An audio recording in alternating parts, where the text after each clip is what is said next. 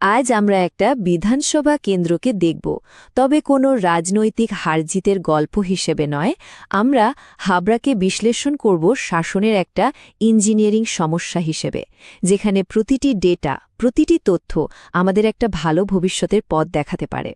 পশ্চিমবঙ্গের মানচিত্রটা যদি চোখের সামনে ভাবেন, তাহলে উত্তর ২৪ পরগনা জেলার ঠিক মাঝখানে দক্ষিণবঙ্গের সমভূমির বুকে রয়েছে হাবড়া। ভৌগোলিকভাবে এটা এমন একটা জায়গা যা এই গোটা অঞ্চলের সব সম্ভাবনা আর সব জটিল সমস্যাগুলোকে এক জায়গায় ধরে রেখেছে। এখানকার জনসংখ্যা নিয়ে কথা বলতে গেলে একটা খুব গুরুত্বপূর্ণ তথ্য হল এর ধর্মীয় বিন্যাস। প্রায় ৭৩.৫% মানুষ হিন্দু ধর্মাবলম্বী, আর এই তথ্যটা এখানকার রাজনৈতিক আর সামাজিক চালচিত্রকে অনেকটাই নিয়ন্ত্রণ করে। আর এর চেয়েও গুরুত্বপূর্ণ বিষয় হল এখানকার জনসংখ্যার প্রায় ৩৪.৬% তফসিলি জাতিভুক্ত। এদের মধ্যে নমশূদ্র এবং মতুয়া সম্প্রদায়ের মতো প্রভাবশালী গোষ্ঠীও আছে, যাদের ভূমিকাটা এখানকার রাজনীতিতে নির্ণায়ক হয়ে ওঠে। এই স্লাইডের সংখ্যাটা দেখুন, ৮৪.২%। ২০২১ সালের নির্বাচনে এখানে এত বিপুল সংখ্যক মানুষ ভোট দিয়েছিলেন, ভাবা যায়? এটা কি প্রমাণ করে বলুন তো? এটা প্রমাণ করে যে এখানকার মানুষ উদাসীন নন। তারা নিজেদের ভবিষ্যৎ নিয়ে গভীরভাবে ভাবেন এবং সক্রিয়ভাবে অংশ নেন। আমাদের এই পুরো বিশ্লেষণটা আমরা ৬টা ধাপে দেখব। প্রথমে আমরা হাবড়ার মাটির খবরটা নেব, মানে বাস্তব পরিস্থিতি বুঝব। তারপর ভোটের ফলাফল বা জনাদেশকে বোঝার চেষ্টা করব। মানুষের অভিযোগের গভীরে যাব, দেখব প্রতিপক্ষের শক্তি কী ছিল। তারপর শাসনের জন্য একটা সম্ভাব্য নকশা নিয়ে আলোচনা করব, আর সবশেষে জনগণের রায় পাওয়ার পথটা কি হতে পারে সেটা দেখব। ঠিক আছে, চলুন তাহলে শুরু করা যাক। আমাদের প্রথম পর্ব, হাবড়ার বাস্তব পরিস্থিতি। যে কোনো জায়গাকে ঠিকমতো বুঝতে হলে তার মাটি আর জলের গল্পটা জানা খুব জরুরি।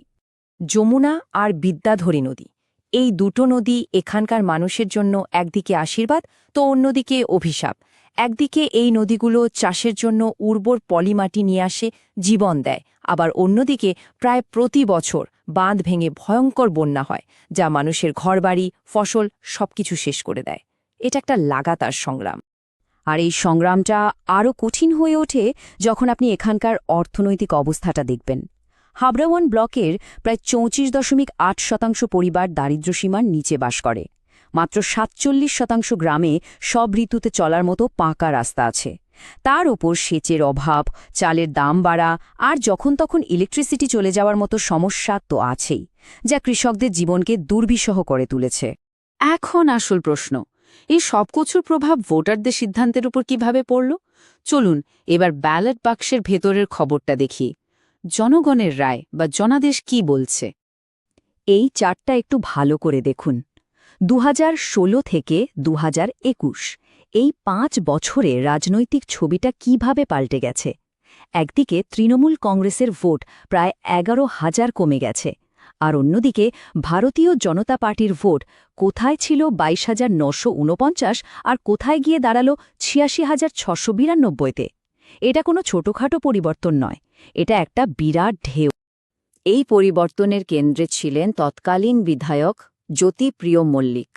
তার শক্তি অবশ্যই ছিল, তিনি ৭ বারের বিধায়ক, একজন মন্ত্রী যার স্থানীয় দলের ওপর পুরো নিয়ন্ত্রণ ছিল। কিন্তু অন্যদিকে রেশন কেলেঙ্কারিতে তার নাম জড়ানো এবং শেষ পর্যন্ত গ্রেফতার হওয়া, আর তার সাথে পরিকাঠামো ও বিশ্বাসের ক্ষেত্রে তার কম স্কোর, এই দুর্বলতাগুলো খুব স্পষ্ট ছিল। আমাদের সংবিধান প্রত্যেক নাগরিককে সম্মানের সঙ্গে বাঁচার অধিকার দিয়েছে, আর যাদের হাতে শাসনের ভার থাকে তাদের দায়িত্ব অনেক বেশি। মানুষের কাছে সঠিক তথ্য পৌঁছানো আর সেই তথ্যের ভিত্তিতে মত তৈরি করার সুযোগ দেওয়া, এটাই একটা সুস্থ গণতন্ত্রের লক্ষণ। এখন চলুন দেখি এই সংখ্যাগুলোর পেছনের আসল কারণ কি ছিল, ভোটারদের মনে ঠিক কি চলছিল। যদি আমরা গোটা কেন্দ্রের একটা অভিযোগের ম্যাপ বানাই, তাহলে কি দেখব? হাবড়া শহরে ভাঙা রাস্তা আর বন্ধ ড্রেন, কুমড়া গ্রাম পঞ্চায়েতে ডুবে যাওয়া বাঁধ আর ত্রাণের টাকা নিয়ে তোলাবাজি, পৃথিবা গ্রাম পঞ্চায়েতে মন্দিরের জমি দখল, আর গ্রামের দিকে মনরেগার টাকা পেতে দেরি আর রেশন নিয়ে সমস্যা। মানে অভিযোগগুলো সব জায়গায় ছড়িয়েছিল। এই সব অভিযোগের মধ্যে একটা অভিযোগ কানে খুব বাজে। গ্রামবাসীরা বলছেন ত্রাণের কাজের সময় ঠিকাদাররা তোলাবাজি করে। ভাবুন তো একবার, এটা শুধু টাকার দুর্নীতি নয়, এটা বন্যার্থ অসহায় মানুষের দুর্বলতার সুযোগ নেওয়া। এটা মানুষের বিশ্বাসের ভিতটাকেই নাড়িয়ে দেয়। ঠিক আছে, একদিকে যখন মানুষের মনে এত ক্ষোভ, তখন অন্যদিকে প্রতিপক্ষ কিভাবে এতটা শক্তিশালী হয়ে উঠল। চলুন এবার দেখি চতুর্থ পর্ব, চ্যালেঞ্জারের সম্পদ। প্রতিপক্ষের সাফল্যের পেছনে মূলত 4টে স্তম্ভ ছিল। প্রথমত, জাতীয় স্তরের নেতৃত্বের একটা ব্র্যান্ড ভ্যালু। দ্বিতীয়ত, কেন্দ্রীয় সরকারের বিভিন্ন জনকল্যাণমূলক প্রকল্প। তৃতীয়ত, একেবারে নিচু তলা পর্যন্ত কর্মীদের একটা মজবুত নেটওয়ার্ক। আর চতুর্থত, প্রযুক্তি এবং তথ্য সংগ্রহের আধুনিক সরঞ্জামের ব্যবহার। এই পুরো বিশ্লেষণটা আমাদের সবচেয়ে গুরুত্বপূর্ণ প্রশ্নের সামনে এনে দাঁড় করায়। তাহলে সমাধানটা কি? আমাদের পঞ্চম পর্বে আমরা দেখব কিভাবে এই সমস্যাগুলো চিহ্নিত করে একটা কার্যকরী পরিকল্পনা বা নকশা তৈরি করা যেতে পারে।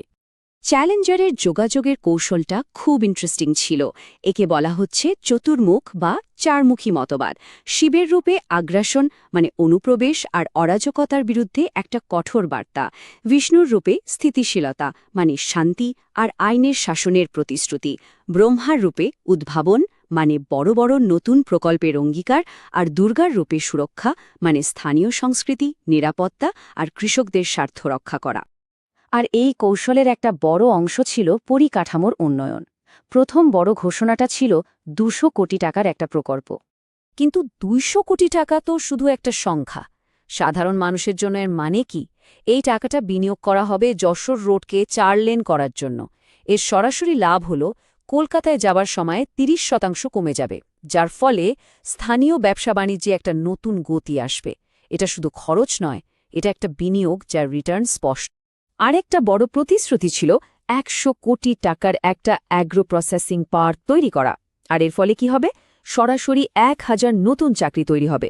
এটা বেকারত্বের মতো একটা জ্বলন্ত সমস্যার সরাসরি সমাধান দেওয়ার চেষ্টা। কৌশল তো কাগজে কলমে তৈরি হলো, কিন্তু সেটাকে মাটি পর্যন্ত নিয়ে যাওয়াটাই তো আসল চ্যালেঞ্জ। আমাদের শেষ পর্ব হল জনমতের বা জনগণের রায়ের পথে, অর্থাৎ কৌশলকে বাস্তবে রূপ দেওয়ার পথ। চূড়ান্ত পরিকল্পনাটা ছিল একেবারে নিখুঁত আর শৃঙ্খলাবদ্ধ, যেমন 24 ঘণ্টার মধ্যে যে কোনো ভুয়ো খবর মোকাবিলার জন্য একটা বিশেষ দল তৈরি রাখা, প্রতিটি পোলিং বুথের সুরক্ষার জন্য 2 জন প্রশিক্ষিত কর্মী নিয়োগ করা, মানুষের মেজাজ বুঝতে প্রতি 12 ঘণ্টা অন্তর মিটিং করা, আর নেতৃত্বকে দিয়ে প্রতিটি বুথ এলাকায় অন্তত 3 বার ঘোরানো। একেবারে আঁটোসাঁটো একটা ব্যবস্থা। সবশেষে প্রশ্নটা কিন্তু এখানেই এসে দাঁড়ায়। একদিকে মানুষের গভীর হতাশা, আর অন্যদিকে একটা ডেটা নির্ভর সুশৃঙ্খল পরিকল্পনা। শাসনের জন্য তৈরি করা এ ধরনের একটা নকশা, এটা কি সত্যিই একজন নেতা আর সাধারণ মানুষের মধ্যে ভেঙে যাওয়া বিশ্বাসের সেতুটাকে আবার গড়ে তুলতে পারে? উত্তরটা হয়তো সময়ই দেবে।